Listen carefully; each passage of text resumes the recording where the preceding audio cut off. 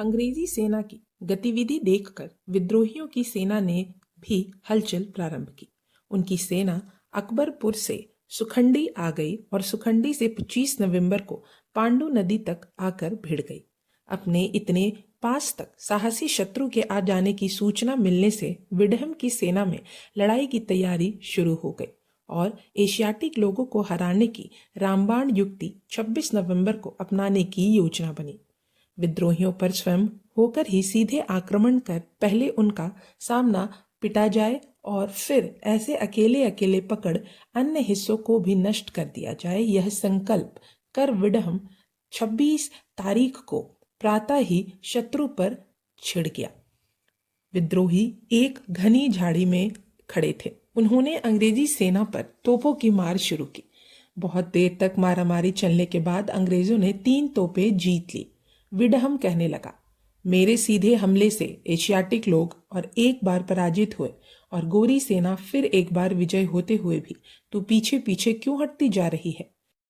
या फिर आज तक युद्ध में पीछे हटने को ही तू विजय कहती रही है? कैसी विजय और कैसा रण! विडहम की गोरी सेना तात्या टोपे के घुड़सवारों के दबाव में कानपुर तक पीछे हट गई। उसकी पीठ पर चढ़े जा रहे घुड़सवारों के दबाव में कानपुर तक पीछे हट गई। उसकी पीठ पर चढ़े जा रहे घुड़सवारों न लड़ाई कर रहे थे न पीछा छोड़ रहे थे। मराठों की सेना की तरह ही वे शत्रु के चारों ओर मंडराते उन्हें पीछे धकेलते और आप आगे घुसते। सीधे हमले से हमेशा की तरह ना डरते ये एशियाटिक लोग उल्टे उसे ही धमकाते आगे आए। मेल्सन कहता है, परंतु विद्रोहियों का नेता तात्या टोपे कोई पागल आदमी नहीं था। जनरल विडहम ने जो आघात किया उससे डरने की बात तो दूर, उल्टे अंग्रेज सेना का मर्म उस चतुर मराठे की नजर में आया। विडहम की आंतरिक स्थिति किसी खुली पुस्तक की तरह तात्या टोपे ने पढ़ ली और असल सेनानी की मूल चतुराई से उस स्थिति का पूरा लाभ लेने का निश्चय किया। दिन भर की लड़ाई के बाद विडहम को 24 घंटों की भी फुर्सत न देकर अपनी सेना को तात्या ने उस रात दूसरे दिन प्रातः ही आक्रमण के लिए तैयार रहने का आदेश दिया। परंतु शियोली और शिवराजपुर की सेना आकर उसके अंग्रेजों के दाएं बाजू पर तोपों से गोलेबारी करने के पूर्व आगे न बढ़ते हुए गोलाबारी होते ही अंग्रेजों पर तेजी से टूट पड़ना है, ऐसी उसकी योजना थी। इधर विडहम ने भी अपनी सेना को प्रातः ही सशस्त्र खड़ा किया, पर प्रातः 9 बजे तक खड़े रहने के बाद भी विद्रोहियों के आने का समाचार या उनकी गतिविधि ज्ञात नहीं हुई। तब अंग्रेजी सेना कलेवा करने अपने अपने तंबू में चली गई। कोई 11 बजे अंग्रेजी सेना को फिर सशस्त्र होने का आदेश मिला। जनरल विडहम को सेनापति तात्या टोपे के हेतु का पता नहीं चल पा रहा था। इसी समय निश्चितता का भयानक राज शुरू करने के लिए तात्या टोपे की सेना की ओर से अंग्रेजों के दाएं बाजू पर तोप का गोला आकर गिरा। वह गोला गिरने के साथ ही सामने से भी गोलाबारी चालू हो गई। तुरंत विडहम ने 6 तोपों के साथ कार्थ्यू को ब्रह्मवर्त के रास्ते शहर के उस भाग की सुरक्षा करने भेजा।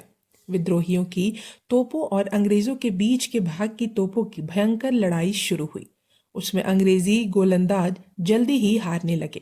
तात्या ने अपनी सेना का अर्धवृत्त व्यूह बनाकर उसमें अंग्रेजी सेना को सामने और दोनों बाजू से घेरने की योजना बनाई। विडहम ने तात्या के अर्धवृत्त को तोड़ने का बहुत प्रयास किया, पर तात्या की तोपों ने अंग्रेजों को आगे कदम रखना संभव कर दिया।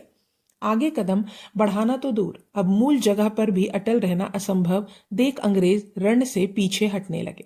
अंग्रेजों का बायां बाजू अपनी तोपें छोड़कर भी पीछे हटा। यह देखते ही उनके दाएं बाजू की सेना ने जोर लगाकर तोपों की रक्षा की, परंतु अब तो अंग्रेजी सेना के पैर रण से उखड़ गए। वे जैसे जैसे पीछे हटते दिखे वैसे वैसे विद्रोहियों का अर्धवृत्त उन्हें पीछे हटाता गया। शाम को 6 बजे इस जंगी धकेला धकेली में अंग्रेजी सेना पूरी तरह हार गई और उसका सेनापति जनरल विडहम अपनी सेना के साथ अस्त व्यस्त रीति से भागा। उसके हजारों तंबू, छोलदारियां, बैल रसद और पोशाक विद्रोहियों के हाथ लगे। इस तरह उस जवामयी मराठे की तलवार को इस दूसरी विजय का मुकुट पहनाया गया। कल की लड़ाई में उसकी अप्रत्यक्ष जीत थी, पर आज तो उसकी प्रत्यक्ष परिपूर्ण विजय हुई। उसने अंग्रेजों के एक उत्तम सेनापति को दिन भर चले भयंकर रण में पराभूत ही नहीं किया, उसका पीछा भी किया। तंबुओं छोलों के साथ उसकी छावनी गिराई और कानपुर शहर से उसे खदेड़ कर उस शहर को जीता। यदि इस सेनापति जैसे ही उसकी सेना भी कर्तव्यनिष्ठ और संगठित होती तो अंग्रेजी इतिहासकार भी कहते कि इस मराठे ने उस दिन जनरल विडहम की सारी सेना काट डाली होती। इतना बढ़िया दाव तात्या टोपे ने जनरल विडहम पर लगाया था और तात्या के इस दाव की गूंज सर कोलिन को लखनऊ में सुनाई दी।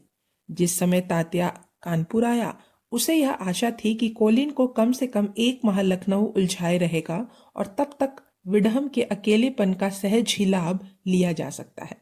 परंतु उसके यह दाव उसकी ओर से इतनी विजयी हुई तभी उसको समाचार मिला कि लखनऊ का काम शीघ्र निपटाकर वहां विद्रोहियों अधिक बाधा ना होने से सर कोलिन भी कानपुर पर आक्रमण करता आ रहा है। अब गंगा के दोनों बाजुओं से अंग्रेजी सेना तात्या पर चढ़ आई थी। लखनऊ में विद्रोहियों के ढीलेपन से अंग्रेजों के कमांडर इन चीफ से स्वयं कुश्ती लड़ने का बोझा क्रांति वीरों के इस सेनानी पर आ पड़ा।